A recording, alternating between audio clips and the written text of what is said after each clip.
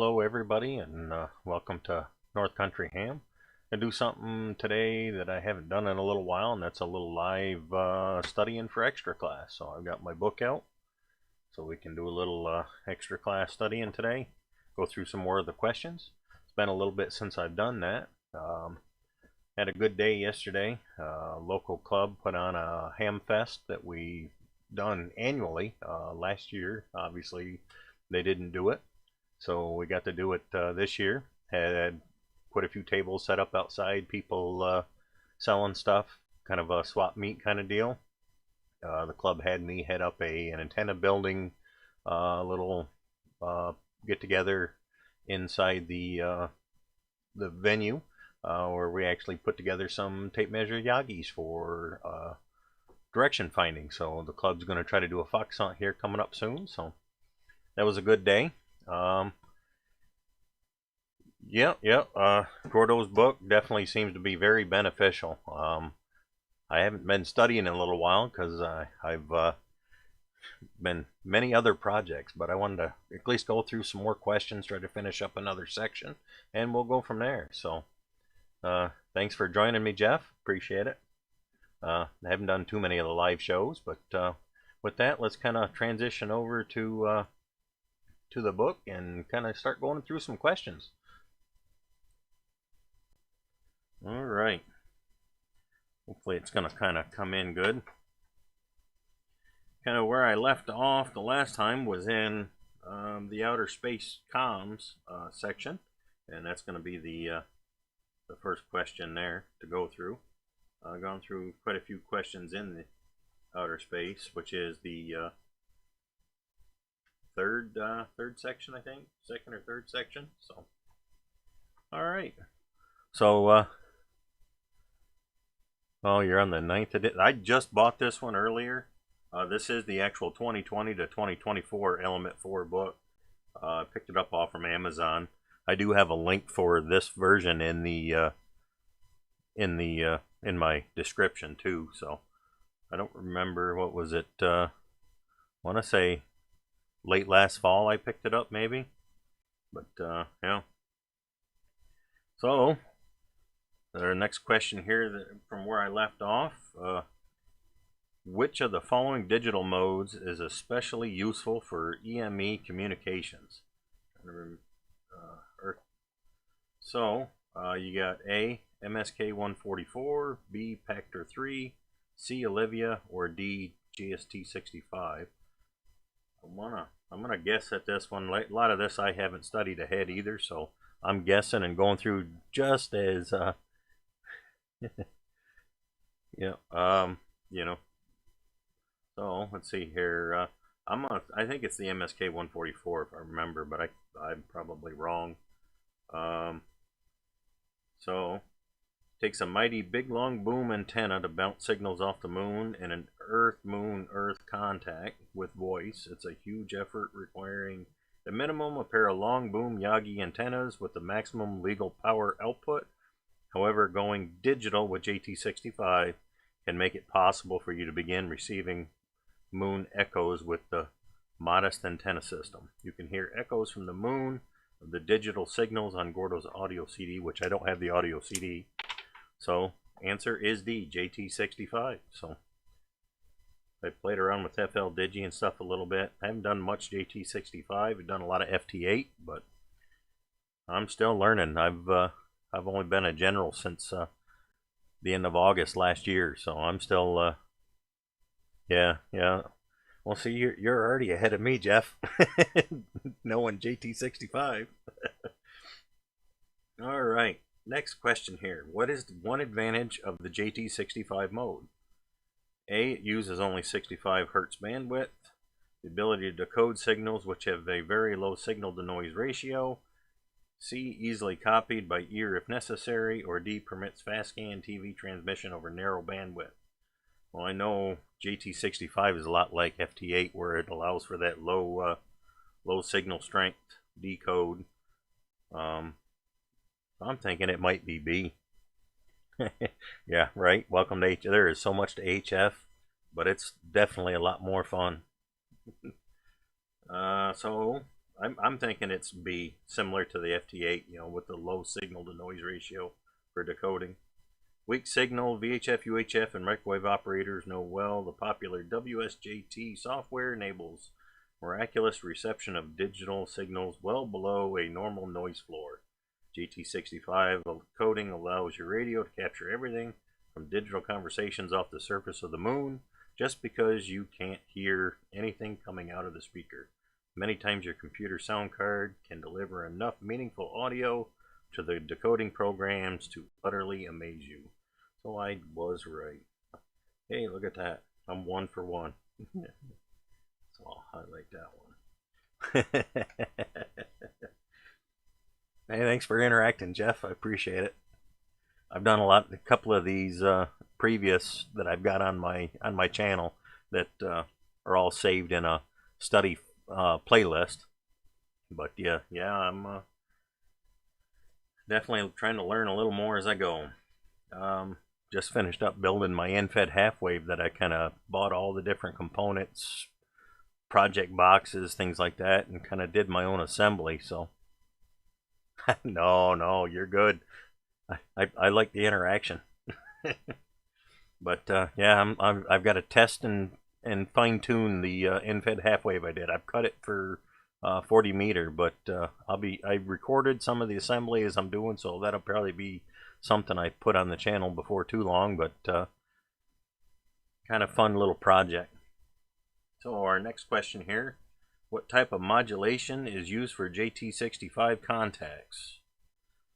A multi-tone AFSK, B a PSK, C RIDI, or D IEEE 802.11. Now I'm not sure on this one, A or B, to be honest with you, because I know just like the FT8 it's a multi-tone, so I'm gonna say A just because of that. But multi-tone modulation method allows the use of much narrower bandwidth for a given data rate than would ordinarily be possible with single frequency shifted tone. JT65 uses multi-tone audio frequency shift keying AFSK. Yeah, I got another one. Nice. I may know more than I think I do. All right, so the correct answer is A. I do like how his book goes right through and the good answers, you know, as far as that goes, explained. So, all right. I want to see if I can at least finish up this outer space comm section, you know, and then I can go from there. So,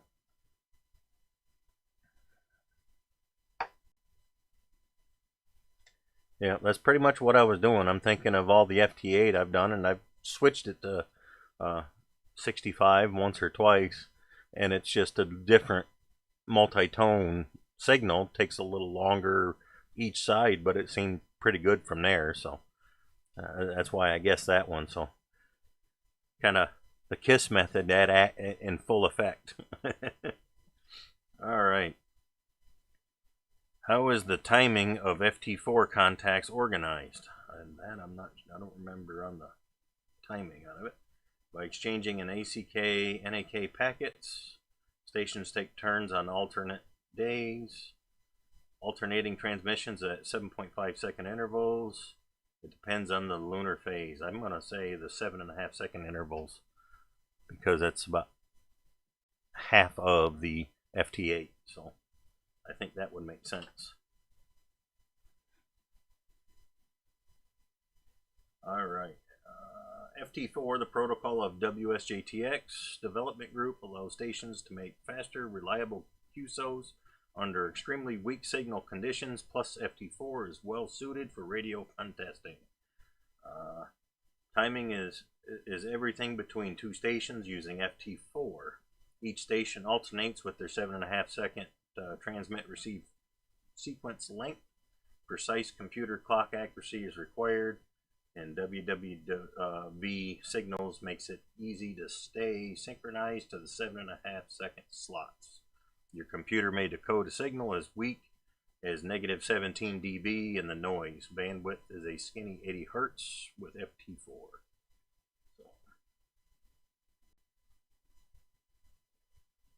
I've got to go back through all these questions I've done just to refresh myself. They did offer testing at the little ham fest yesterday, but I did not test for extra yet. I didn't want to embarrass myself. All right, so yeah, it's just some more good information there.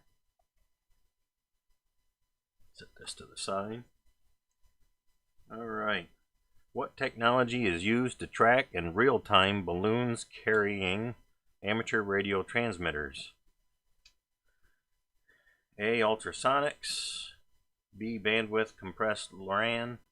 I haven't used LORAN since time in the Coast Guard, using LORAN-C to plot everybody's position. C. APRS, or D. Doppler shift beacon signals. I'm thinking APRS because it's so big now, but it very well could be the Doppler, right? But I'm thinking C. The Automatic Packing Reporting System, APRS, was developed in 1992 as an innovative way of tracking mobile amateur radio stations. It turns out to be a very practical way of tracking objects in the sky. APRS has added new dimensions to the ham radio science, allowing the precise tracking of high-altitude balloons carrying amateur radio and scientific equipment. Look at that. I'm on a hot streak, guessing all kinds of stuff correct today.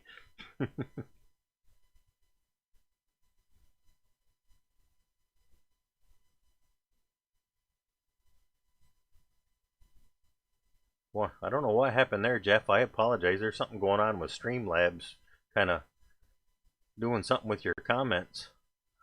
I don't like that, so I apologize, but definitely appreciate you coming through.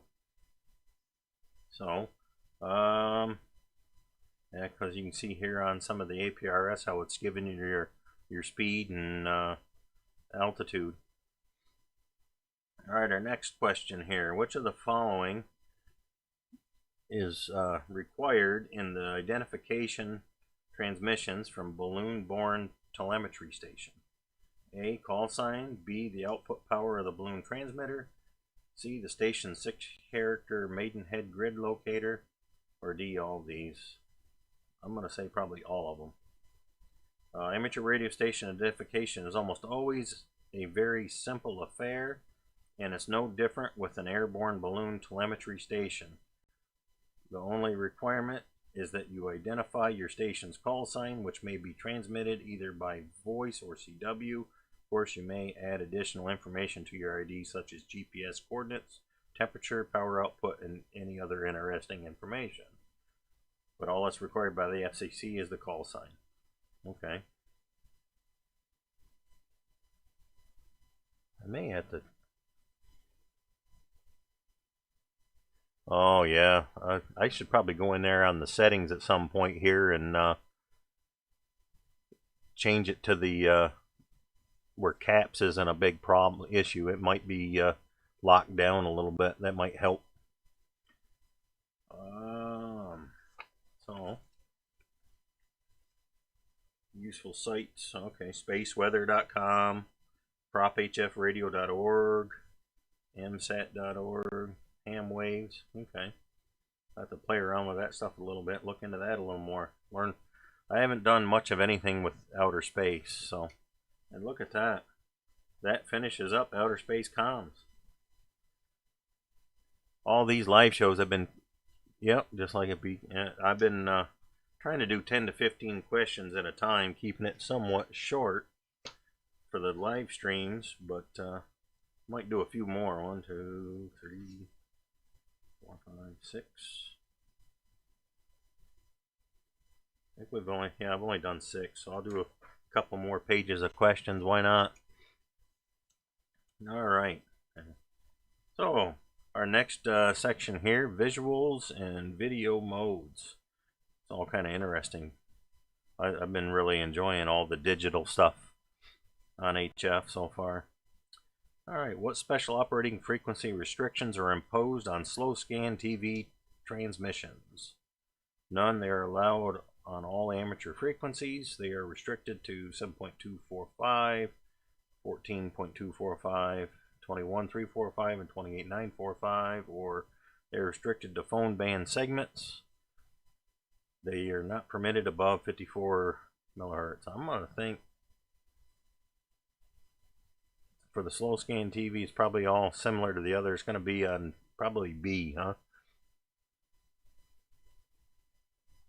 Yeah, I've done a few of the streaming through the book like this. I figured it's helping me retain some of that information as I go. As I've gone back through other aspects of the hobby, playing around, I kind of remember some of the questions that I've seen. So it's been helpful. Kind of learn by doing or going through. It kind of helps. So slow scan TV transmissions are allowed in phone band segments of any band as long as their bandwidth is no greater than that of a voice signal of the same modulation type. You can easily hear 20-meter slow scan signals by tuning in 14230 and 14233 megahertz. A hotbed of slow scan TV activity is easily seen with enough computer program. Okay. So C is the correct answer on that one. Restricted to phone band segments. I did not know that for slow scan TV. I don't want to lose it. Keep that right here. Okay. Let's see here. How is color information sent in analog slow scan TV? Color lines are sent sequentially. Color information is sent on a 2.8 kilohertz subcarrier. Color is sent in a color burst at the end of each line. Color is amplitude modulated on a frequency modulated intensity signal. Slow or why?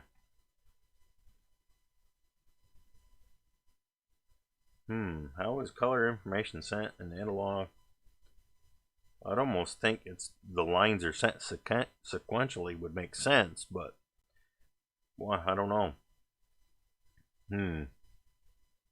Let's see. SSTV is very different from broadcast television, so even though you're highly familiar with the NTSC analog TV, it won't help you out much with the understanding the amateur slow scan TV. Amateur SSTV is capable of transmitting high quality still images over a very narrow band of frequencies. A number of different SSTV protocols exist, but they all handle color information essentially the same manner, sending one color at a time, one line at a time sequentially. A. There we go. So the correct answer on that one was A.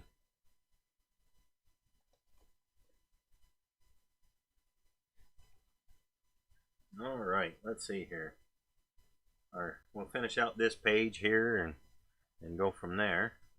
So what aspect of an analog slow scan television signals encodes the brightness of a picture? A. Tone frequency, B. Tone amplitude, C. Sync amplitude, or D. Sync frequency?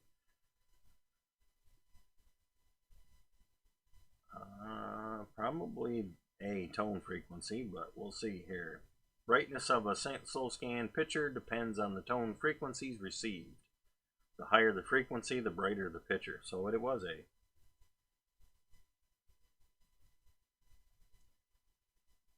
Okay. So it kind of shows a little important snippet they throw out there here for us.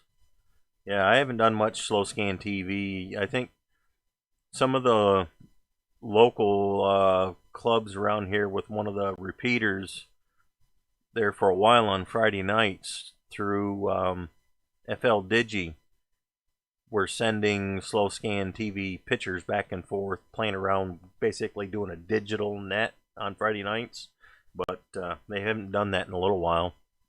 I'm not sure if they're going to get back into that, trying to do more of the digital, playing around with that with slow scan. So while it takes about 30 to 45 seconds to download a photo, slow scan TV is popular on the HF bands plus from the International Space Station on 2 meters. And that's what we do a lot of on the local around here on the 2 meter repeaters. What signals slow scan TV receiving software to begin the new picture line? Is it specific tone frequencies, elapsed time, specific tone amplitudes, or two-tone signal?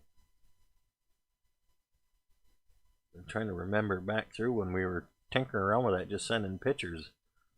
I want to say it was a two-tone, to kind of basically tell it, hey, something new's transmitting. In most slow scan TV receiving equipment, new picture lines are triggered when specific tone frequencies are received. The software with the equipment knows what to listen for and exactly what to do when that tone is heard. So it's just specific tones. All right. I'm going to kind of do this question and kind of wrap things up a little bit. What is the function of the vertical interval signaling VIS code sent as part of the SST transmission? A, to lock the color burst oscillator in color slow scan TV images. Identify the SSTV mode being used. To provide vertical synchronization. Or to identify the call sign of the station transmitting. I think that one's probably to sync everything, otherwise you'll get missing packets or something, but let's see. There are over a dozen individual methods for sending a color slow scan television signal over HF and VHF airwaves. Most common are the Martin and Scotty. The popular modes require the initial reception of 300 millisecond VIS code, which is necessary for your computer to know which SSTV mode is being sent. So it would be to identify the mode. I guess that's whether it's like all your Olivia or what have you on all that stuff. So answer is always C. That does tend to serve us well, doesn't it? Thanks for joining, Kyle. Kind of appreciate you coming in and throwing something in there. It's been a little while since I've done one of the study through the book live. Kind of been doing other projects, so I wanted to throw that in there this week just to throw something on the service. So here we are going through the current element 4, what we all should be doing.